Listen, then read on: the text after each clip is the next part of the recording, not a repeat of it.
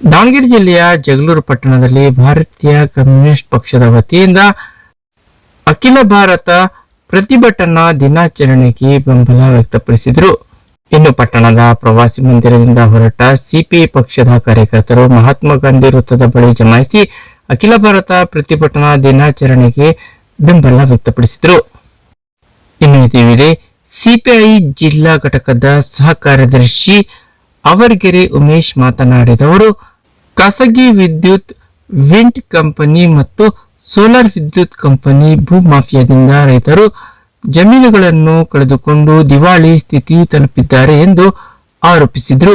ಇನ್ನು ರಾಜ್ಯದಲ್ಲಿ ಸೌರ ವಿದ್ಯುತ್ ಮತ್ತು ಪವನ್ ವಿದ್ಯುತ್ ಕಂಪನಿಗಳು ರೈತರ ಜಮೀನುಗಳನ್ನು ಕಬಳಿಸುತ್ತಿವೆ. ಕೇಂದ್ರ ಸರ್ಕಾರ ರೈತರು, ಕಾರ್ಮಿಕರು, ದಲಿತರ ಹಕ್ಕುಗಳನ್ನು ದಮನ ಮಾಡುವ ಹುನ್ನಾರ ನಡೆಯುತ್ತಿದೆ. ಮೆಕ್ಕೆಜೋಳಕ್ಕೆ ಬೆಂಬಲ ಬೆಲೆ ಇಲ್ಲ. ದಲ್ಲಾಳಿಗಳು ಕ್ವಿಂಟಾಲ್ಗೆ 1500ರಿಂದ 1700 ದರಕ್ಕೆ ಖರೀದಿಸುತ್ತಿದ್ದಾರೆ ಎಂದು ಆರೋಪಿಸಿದರು.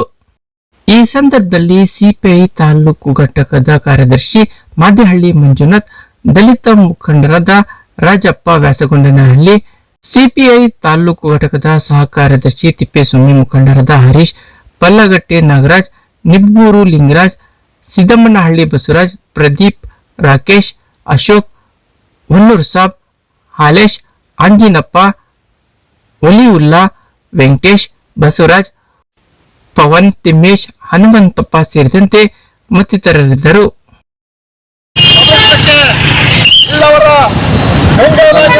ಕೆಲಸ ಮಾಡ್ತಿರ್ತಕ್ಕಂಥ ಸರ್ಕಾರಗಳು ಇವತ್ತು ದಲಿತರ ಮಾಡ್ತಾ ಇದ್ದಾರೆ.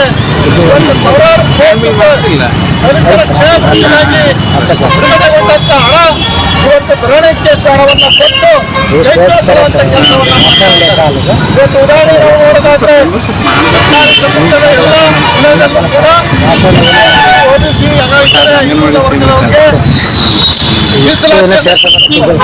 ಅದೇ ಖಾಸಗಿಯ ಶಾಲೆಗಳು ಏನಿದ್ದಾವೆ ದುಡಿಯುವಂತ ಶಿಕ್ಷಕರಿಗೆ ಯಾವುದೇ ತರವಾದಂತ ಸಂಪತ್ತಿ ಪತ್ರಕ್ಕೆ ಇಲ್ಲ. ಎಲ್ಲರೂ ಕೂಡ 6 ರಿಂದ 8 ಸಾವಿರ ರೂಪಾಯಿ ಬಹಳ ಅಂದ್ರೆ 12